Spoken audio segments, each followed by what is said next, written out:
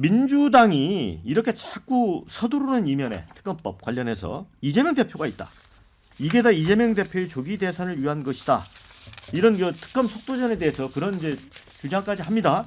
근데 실제로 지금 아시겠지만 서울 고법이 이 공직선거법 항소심 이재명 대표에 대한 거를 좀 담당을 하고 있는데 신권 배당을 금지해 달라라고 이제 아마 그 판사가 요청을 했는데 어제 서울 고등법원이 이를 받아들였습니다. 그러니까 이제 새로운 사건을 이제 배당을 안 해주는 거니까 집중 심리가 가능한 거죠. 3월 12일까지 신권 배당 중지 결정을 내렸습니다. 그래서 이제 23일 날 이재명 대표 1차 공판에 직접 법정에 나와야 되는 상황이 됐습니다. 그래서 이제 국민의힘도 윤 대통령이 이제 체포가 되면서 국민적 시선이 집중되는 무대에서 윤 대통령이 내려갔다. 그래서 이제 또 다른 사법 리스크 주인공인 이재명 대표를 정조준하는 방향으로 전략을 또 설정하고 있는 것 같습니다. 이준 의원, 네. 맞습니까? 그렇다고 봐야 될 것 같아요. 아니 비상계엄은 네네. 윤 대통령이 했는데 왜 이재명 대표를 물고 들어집니까? 물고 든 게 아니죠. 이재명 대표가 그동안 재판 지원으로 굉장히 꼼수를 부려왔지 않습니까?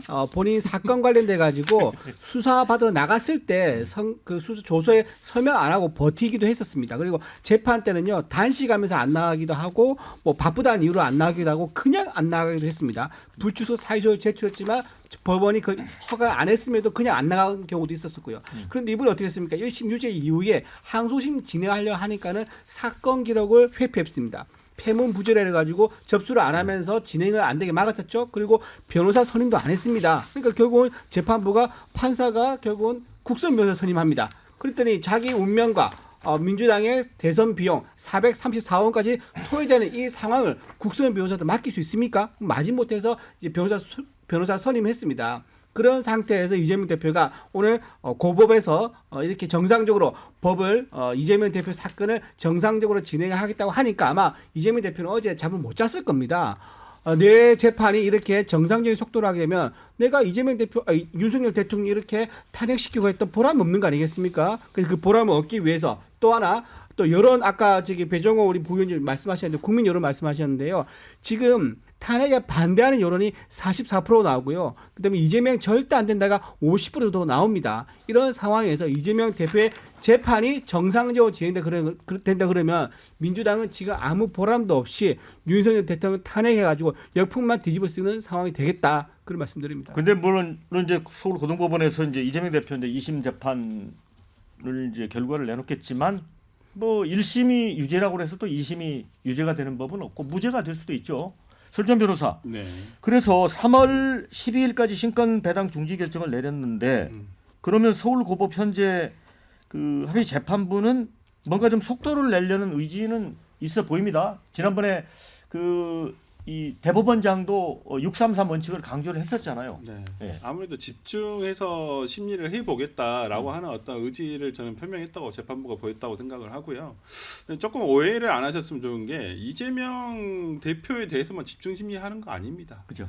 지금 공선법 사건 관련해 가지고 뭐 광주 어떤 지역구를 가지고 계신 정준호 의원이나 안도걸 의원도 지금 집중 심리로 지금 선거법 공선법 위반 사건 지금 진행하고 있거든요. 그래서 뭐 이걸 뭐 이재명 뭐 법원에서 뭐 이재명 대표 뭐 싫어해서 아니면 이거에 대한 결론을 빨리 내기 위해서 하는 것은 아니고요. 지금 최근에 어떤 공선법 사건과 관련해 가지고 법원에서의 그 어떤 트렌드 자체가 어떤 집중 심리를 통해서 빨리 결론을 내도록 하자. 왜 그러냐면 그 다른 국회의원들도 마찬가지로 지금 보궐선거가 일정이 정해지지 않았습니까? 보궐선거는 4월과 10월에 되게 돼 있습니다. 그러면 이것을 계속 늦춘다는 것은 오히려 민의를 왜곡하는 것이거든요. 그래서 올바르게 그걸 사법부에서 바로잡아야 한다는 차원에서 공선법 사건과 관련해서는 지금 다른 의원들 사건들도 지금 집중 심리를 진행을 하고 있다라는 것을 조금 그걸 감안을 하셨으면 좋겠어요. 그래서 이재명 대표에 대해서 이재명 대표가 워낙 이제 유명한 제1 대권 주자니까 야권의 제1 주자니까 이렇게 뉴스가 되는 것이지만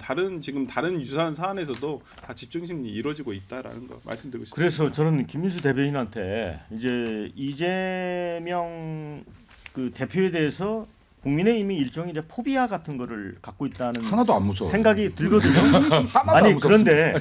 그런데 우리가 네. 이제 역사적으로 그런 경험이 있잖아요. 제가 생각나는 게 그 이명박 서울시장 출신의 이명박 후보하고 민주당의 정동영 후보가 맞붙은 대선이 있었습니다. 그런데 정동영 후보가 MB 이명박 후보에 대해서 뭐 전과자다라고 해서 엄청나게 네거티브를 했거든요. 근데 큰 표차로 졌어요. 그러니까 이재명을 네. 무서워하는 사람은 없다. 이재명이 무서워서가 아니라 정가 사범의 12개의 혐의에 5개의 재판에 대한민국 대통령으로 국격을 떨어뜨릴 요인을 다 갖고 있기 때문에 이 사람은 안 된다라고 하는 것이지 이 사람이 무서워서가 아니다. 그리고 제가 요즘에 돌아가는 판을 보면 민주당도 이재명을 싸우는 말로 쓰고 버리려는 게 아닌가. 이재명을 민주당인들 대통령 후보로 생각하겠는가 하는 생각도 요즘에 들어요. 자, 지금 지금 공직선거법 같은 경우는 당연히 지금 원래 1년 안에 끝났어야 되는데 질질질 끌고 있습니다. 자, 이제 이 재판소에서 지금 이거 속도 내라고 했는데요. 이재명 대표도 그에 따른 죄값을 받으면 되는 것이고 판결을 받으면 되는 것이고 아까 앵커 말씀하셨다시피 1심에서 유죄 판정 났다고 하더라도 무죄 추정의 원칙에 의해서 아직까지 완벽하게 죄가 확정된 게 아닙니다. 마찬가지로요.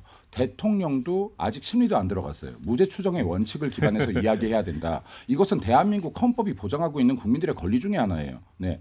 그렇기 때문에 지금 민주당은 본인들 이야기할 때만 무죄 추정의 원칙 하지 말고 대통령은 수사도 시작 안 됐는데 유죄인 것처럼 확정지어서 내란 범인의 내란 수괴네 이런 이야기 하지 말라라는 말씀 드리겠습니다. 네. 근데 이제 오늘 어느 신문에 칼럼이 나왔는데 그 윤석열, 이재명 둘 다 없어졌으면 좋겠다. 이 개인적인 칼럼이에요. 칼럼니스트에. 이게 요즘 생각이 많이 치우치지 않는 분들에게 가장 많이 듣는 말이다. 이렇게 이제 그 칼럼니스트의 주장입니다. 개인 생각을 옮긴 건데 오늘 그 뉴스토마토라고 약간 진보 성향의 이제 언론인데 이 호남 지역에서도 이재명 대표에 대해서 상당히 좀 비판적이랄까 이런 게 굉장히 높게 나왔더라고요. 배정국 위원장. 뭐 호남 지역에서 과거처럼 뭐 김대중 전 대통령처럼 뭐 95% 이상의 지지가 나오지 않는 것은 저는 오히려 더 바람직한 현상이다 이렇게 보여지고요. 지금 뭐 압도적인 대선 주자 1위가 나오고 있는데 그 지지율은 전국적으로 고른 지지를 받고 있기 때문에 네. 특히 연령별로도 저는 뭐 그래서 그 부분은 부정적으로 보는 거는 아니고 이 두 분이 막 민주당 이재명 대표를 패는 건 좋은데 좀 앞뒤가 좀 논리가 좀 맞았으면 좋겠는 게 우리 지금 김민수 대변인은 이재명 대표 공직선거법과 관련해서는 죄값을 받으라라고 이렇게 목소리 높였다가 또 네. 윤석열 대통령에게는 왜 무죄 추정의 원칙을 안 지키냐 하면 또 앞뒤가 아니 안 맞고 무죄 아직 판결 안 났다니까요. 이재명 대표도 똑같은 잣대를 좀 댔으면 좋겠고 우리 지금 뭐 또 이민희 위원이 이재명 대표가 이준우. 그래요. 근데 잠을 못 잔다 이재명 대표가라고 얘기했는데 지금 김건희 여사가 얼굴이 헬스가다는 거 아니에요? 그 기사 봐봐요. 지금 윤석열 대통령 불멸의 밤. 지금 예. 제가 듣기로는 이재명 대표 잠 잘 자고 있어요. 그리고 이재명 대표는 솔직히 지금 그거 가짜 뉴스 아닙니까? 아니 대권 고지가 눈앞에 있는데 잠 못 잔다. 그리고요 막 재판을 서두른다. 헌재 탄핵 심판을 서두른다라고 하는데 국가를 위해서 탄핵 심판은 빨리 끝나야 된다라는 거는 누구나 공감할 거예요. 두 번째, 윤석열 대통령 자기는 떳떳하다라는 거 아니에요? 그럼 윤석열 대통령을 위해서도 이 탄핵 심판은 빨리 끝나야 된다라는 말씀을 드리고 네. 이재명 대표 공직선거법 관련해서는 지금 사법 절차대로 잘 질서 있게 진행된다. 네. 왜냐하면 집중심리 하겠다는 거 아니에요? 그러면 네. 이 결론에 따르면 제가 볼 때 아무리 빨라야 3월 말입니다. 네. 근데 뭐 증인 신청이라든지 또는 증거조사 하게 되면 한두 달 늦어지거든요. 그러면은 5월 달까지 갈 수가 있어요. 2심 결과가. 네. 그러면은 지금 윤석열 대통령의 탄핵 심판 결론이 3월 중하순에 나올 거거든요. 네. 그러면 이재명 대표의 2심 결과가 네. 4, 5월로 넘어지면 네. 제가 볼 때는 대선 국면으로 가게 되면 사법부에서 2심 결론조차 내기 좀 어려운 상황이다. 왜냐? 국민의 선택권을 본인들이 박탈할 수가 있으니까. 네. 네, 그런 전망을 좀 해봅니다. 그렇게 네. 안 하려고 사건 배당 하지 말라고 한 겁니다. 자, 아니 그러니까 잘 되고 있다고. 자 지금. 댓글 좀 소개를 해드릴게요. 이재명 대표에 대한 어떤 이 신건 사건 배당 중지와 관련해서 이런 얘기들이 올라왔습니다. 사법부는 신속하고 공정한 판결로 책임과 역할을 다해라. 만인은 법 앞에 평등하다 이런 의견. 재판부는 보여주기식 쇼보다 신속히 처리하여 공정성 증명하라. 자, 우리나라 운명이 2심 재판부에 달려 있는 건가? 대법원까지 갈 길이 너무 멀고 이런 의견. 윤석열이 잡혀가니 이제 이재명 공격 타이밍이 너무 냄새가 난다. 설주환 변호사 아니, 어떻게 그러니까 보세요? 너무 냄새가 난다.